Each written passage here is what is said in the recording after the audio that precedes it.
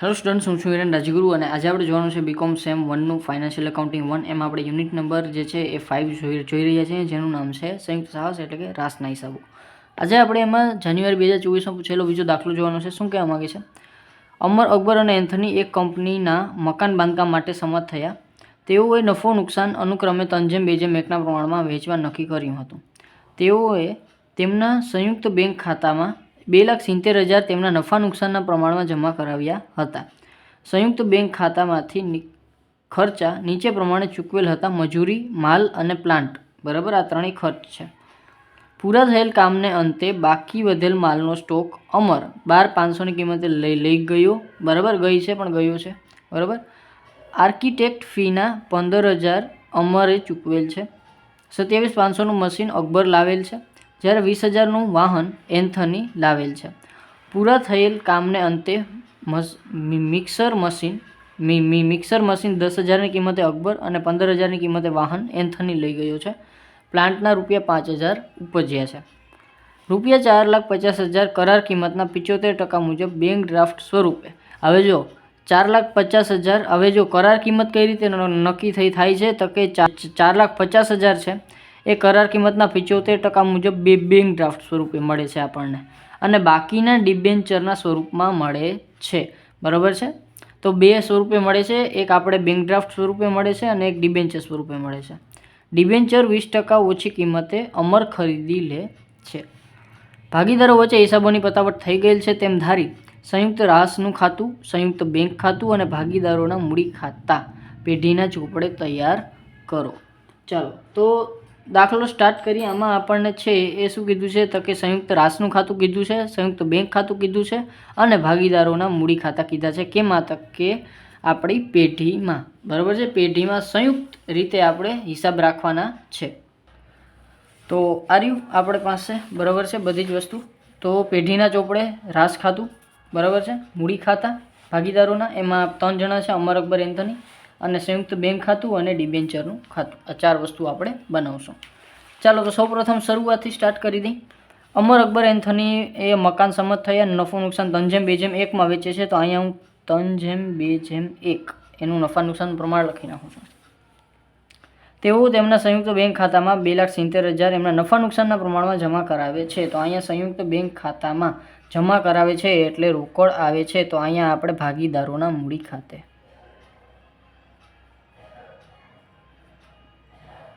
બરાબર છે, કેટલા? તો કે 2,70,000. બરાબર છે, એના નફા નુકસાનના પ્રમાણમાં. તો ત્રણેયને અલગ અલગ આપીએ તો પણ ચાલે, અને ભેગા અત્યારે 2,70,000 લખી નાખીએ તોય ચાલે, પણ હું અલગ અલગ આપું છું. અમર, અકબર અને એન્થની. ચાલો તો આને આપણે 2,70,000ને 3:2:1 એટલે કે 3 5 6 ભાગ્યા 6 કરી નાખીએ એટલે 45,000. 45 × 3 1,35,000. 45 દુ 90, 90,000 અને 45 એકુ 45. ચાલો તો ટોટલ થઈ જશે 2,70,000. આની ક્રોસ એન્ટ્રી એના મૂડી ખાતામાં. બરાબર છે, તો અહીંયા લખી નાખશું આપણે સંયુક્ત બેંક ખાતે. તો અહીંયા આપણે 1,35,000, 90,000 અને 45,000. ચાલો, કામ થઈ ગયું પહેલાંનું. પછી સંયુક્ત બેંક ખાતામાંથી ખર્ચા નીચે પ્રમાણે ચૂકવેલ હતા: મજૂરી, માલ અને પ્લાન્ટ. તો ખર્ચા ચૂકવેલ છે, બેંક ખાતામાંથી ચૂકવેલ છે એટલે બેંકમાંથી પૈસા જાય છે. તો અહીંયા આપણે લખશું ખર્ચ ખાતે, અથવા તો આપણે છે એ રાસ ખાતે. બરાબર, કારણ કે ખર્ચા રાસના છે. તો અહીંયા રાસના ખાતામાં, રાસ ખાતે કેટલા? તો કે રાસ ખાતે ખર્ચ લખું છું. બરાબર છે, કોણ? તો કે મજૂરી, માલ અને પ્લાન્ટ. મજૂરી, માલ અને પ્લાન્ટ, આ બધી જ વસ્તુ છે. 1,95,000, 3,05,000 અને 20,000. ટોટલ કરીને 12 મૂકી દઈ. 1,95,000, 3,05,000 અને 20,000, 5,20,000. અને રાસના ખાતામાં, બરાબર, રાસનો ખર્ચ છે. તો અહીંયા આપણે સંયુક્ત બેંક ખાતામાંથી રાસના ખાતામાં એની ક્રોસ એન્ટ્રી કરશું. તો અહીંયા આપણે લખશું સંયુક્ત બેંક ખાતે જે છે એ ખર્ચ કયો કયો છે? મજૂરી છે, માલ છે અને પ્લાન્ટ છે, બરાબર છે. 1,95,000,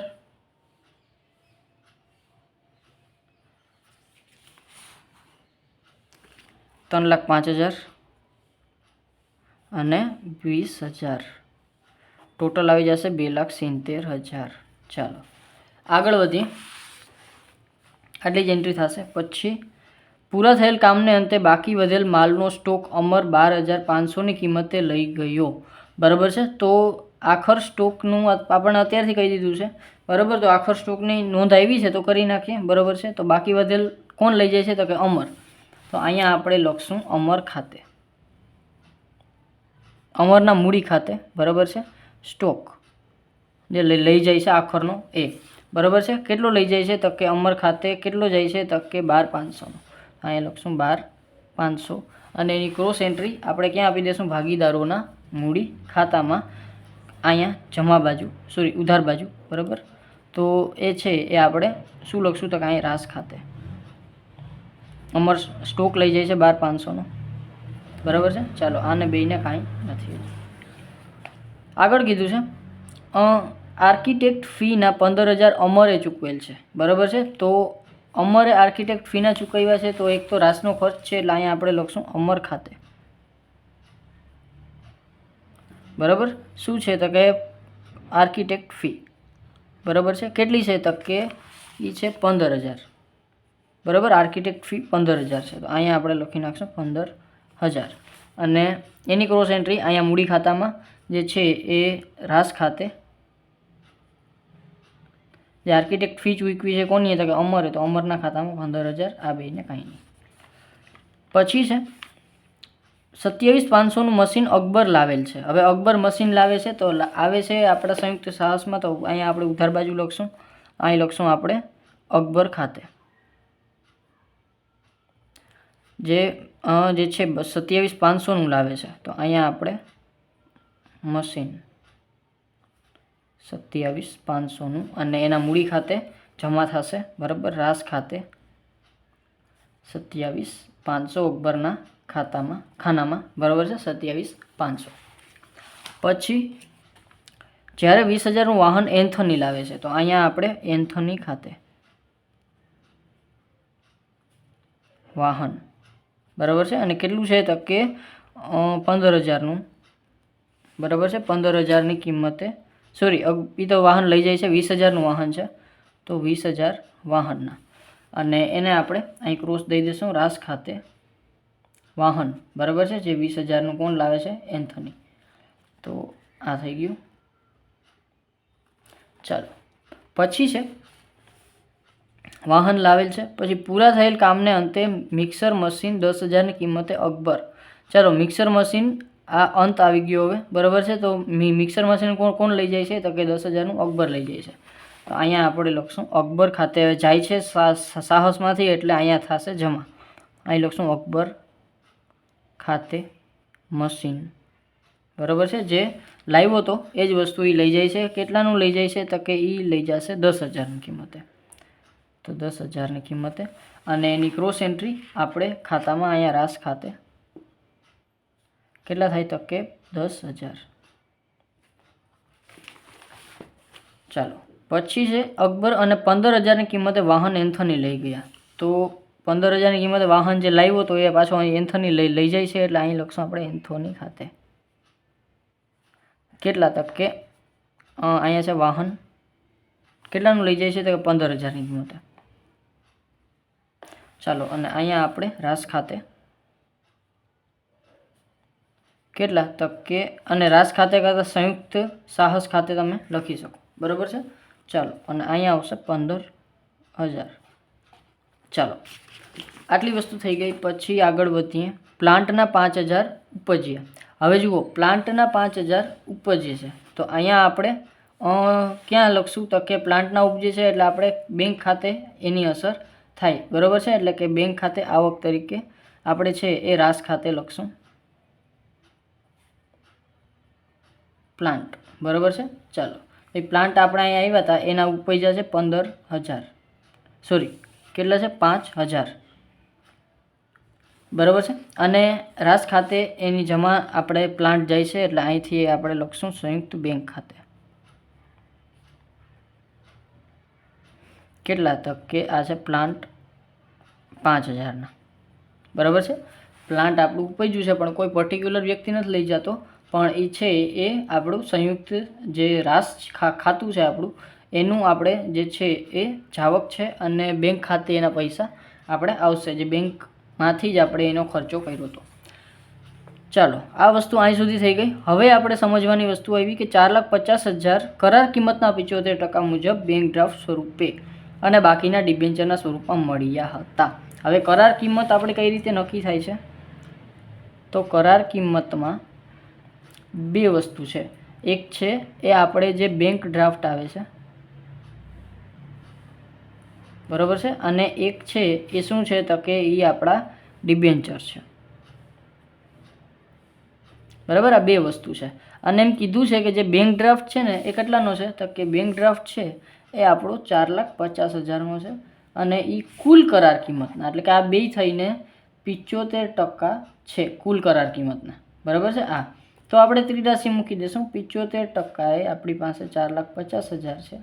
તો ડિબેન્ચરનું આપણે કામ હોય તો ડિબેન્ચર કેટલાના થાય? બરાબર છે. ચાલો, તો ડિબેન્ચરનું કામ આપણે જોઈ લઈએ. તો 4,50,000 ગુણ્યા 15%, સોરી 15 નહીં પણ 25%, બાકીના 25% વધે.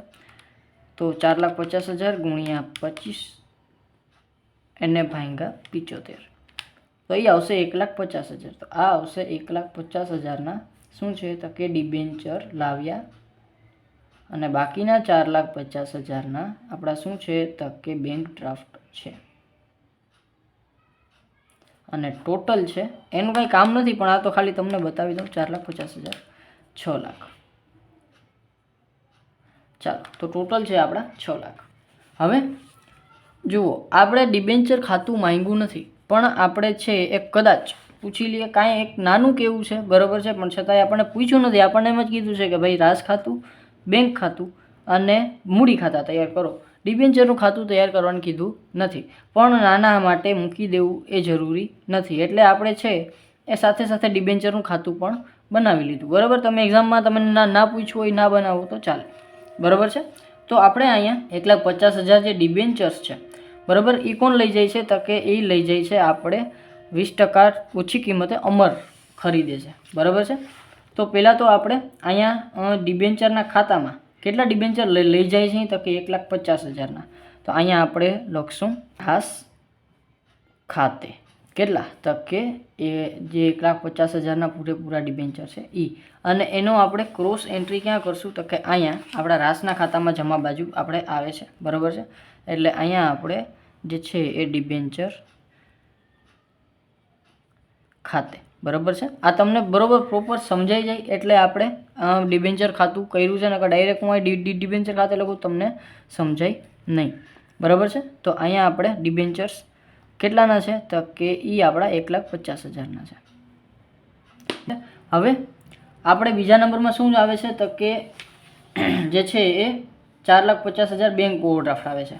તો બેંક ઓવરડ્રાફ્ટ આવે, બરાબર છે, તો એને આપણે ક્યાં લખશું? તો કે અહીંયા આપણે સંયુક્ત બેંક ખાતે જે છે એ રાસ ખાતે, બરાબર, અને એ લખશું આપણે બેંક ઓડી, બેંક ઓવરડ્રાફ્ટ. કેટલી છે? તો કે એ છે આપણી 4,50,000ની, અને એની ક્રોસ એન્ટ્રી આપણે અહીંયા આપી દઈશું. બરાબર છે. અને અહીંયા લખશું આપણે સંયુક્ત બેંક ખાતે શું? તો કે ઓવરડ્રાફ્ટ ઓડી. બરાબર છે. ચાલો, તો એ આવશે 4,50,000, સોરી, હા બરાબર, 4,50,000ની. બરાબર છે. ચાલો, તો પછી છે આ વસ્તુ થઈ ગઈ. હવે આપણે છે એ શું કીધું છે લાસ્ટમાં? તો કે ડિબેન્ચર 20% ઓછી કિંમતે અમર ખરીદે છે. ચાલો, તો ડિબેન્ચર છે આપણા અહીંયા, બરાબર છે, અને 20% ઓછી કિંમતે કોણ લઈ જાય છે? તો કે અમર લઈ જાય છે. તો અહીં લખશું આપણે અમરના મૂડી ખાતે, અથવા તો અમર ખાતે અત્યારે લખી નાખું છું. બરાબર છે. જે ખરીદી લે છે 20% ઓછી કિંમતે, ઓછી કિંમત એટલે 1,50,000 એને ગુણ્યા 20% માઇનસ, તો 1,20,000ની કિંમતે એ ખરીદશે. અને આ જે છે ને આ આપણું નુકસાન થશે. શું થશે? તો કે સાહસનું નુકસાન થશે અને અહીંયા આપણે લખશું રાસ ખાતે નુકસાન, બરાબર. અને એ કેટલું આવશે તો કે 30,000, બરાબર. શું કામ કે આ 1,50,000 અને ત્યાંથી આપણે 30,000 ખોટ ખાધી. ચાલો તો અહીંયા આપણે રાસ ખાતાની ઉધાર બાજુ અહીંયા લખશું આપણે ડિબેન્ચર ખાતે નુકસાન, કેટલું તો કે એ છે આપણું 30,000. ચાલો રેડી. હવે કોઈ પણ જાતની વસ્તુ છે એ બાકી રહેતી નથી, બરાબર છે. તો હવે આપણે છે એ શું કરશું તો કે ખાતા બંધ ધીમે ધીમે. ડિબેન્ચર ખાતું તો ઓલરેડી બંધ થઈ ગયું છે. પહેલાં આપણે રાસનું ખાતું બંધ કરશું, પછી મૂડી ખાતા બંધ કરશું અને છેલ્લે આપણું બેંકનું ખાતું છે એ સરભર થશે. ચાલો તો 12,500. પહેલાં તો કઈ બાજુ ટોટલ વધશે તો કે 4,50,000 છે આ બાજુ, એટલે આ બાજુનું જ પહેલાં કરશું. 12,500 plus 10,000 plus 15,000 plus 5,000 plus 1,50,000 plus 4,50,000 plus કરશું એટલે 6,42,500.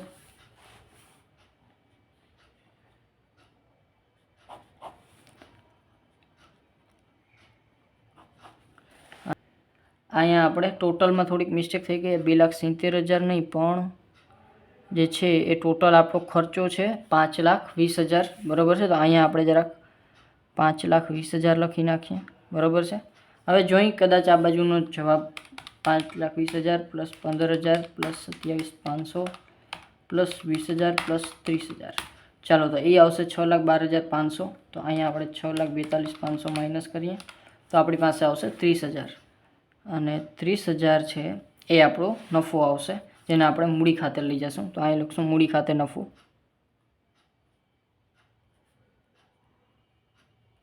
કેટલો તો કે 30,000 કેનામાં તો 3:2:1 પ્રમાણમાં આપણે વેચવાનો છે. 3 ને 5 ને 1 6 ભાગ્યા 6 એટલે 5,000 એટલે 5 તેરી ને 15. અમર ખાતે 5,000, અકબર ખાતે 10,000, 5 દુ 10 અને એન્થોની ખાતે 15,000, બરાબર છે. તો આ 3 ને આપણે જે છે વેચી નાખશું. પછી અહીંયા આપણે લખશું રાસ ખાતે શું છે તો કે નફો તો કે 5,000 સોરી 15,000 10,000 5,000 થાય. 5 તેરી 15 પહેલાં આવે, બરાબર. 15,000 10,000 5,000. ચાલો તો 15,000 10,000 અને 5,000, બરાબર. 5 તેરી 15 5 દુ 10 અને 5 એકુ 5. ચાલો તો આ વસ્તુ છે. હવે આપણે રાસ ખાતું બંધ કરીએ અને એનો જે નફો આવે, બરાબર, એ આપણે સંયુક્ત બેંક ખાતે લઈ જશું, બરાબર છે. 45,000 પ્લસ 20,000 પ્લસ 5,000 તો એ આવશે 70,000 અને 70,000માંથી 15,000 માઇનસ થાય તો એ આવશે 55,000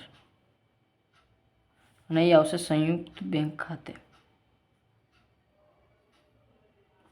બરાબર. જે નફો લઈ જશે ભાગીદાર 90,000 પ્લસ 27,500 પ્લસ 10,000 તો એ આવશે 1,27,500 1,27,500 અને અહીંયા આવશે 1,70,500 10,000 માઇનસ, બરાબર છે. ચાલો પછી ત્રીજા નંબરમાં 1,35,000 પ્લસ 15,000 અને પ્લસ 15,000. ચાલો તો એ આવશે 1,65,000 1,65,000માંથી 1,00,000 આ 20,000ની એન્ટ્રી રહી ગઈ છે, બરાબર છે, જે અમર લઈ જાય છે, બરાબર છે. તો અહીં લખશું આપણે ડિબેન્ચર ખાતે એની ક્રોસ એન્ટ્રી રહી ગઈ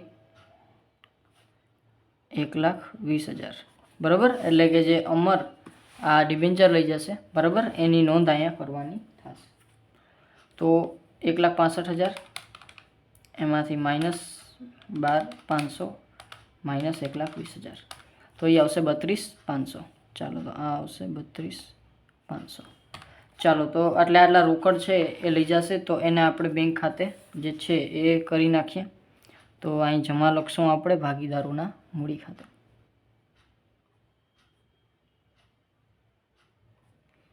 અમર એના આવ્યા 32,500 અકબર એના આવ્યા 1,70,500 અને એન્થની એના આવ્યા 55,000.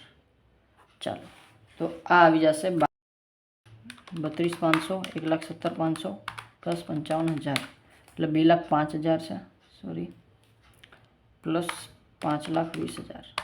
ચાલો તો એ આવશે 7,25,000.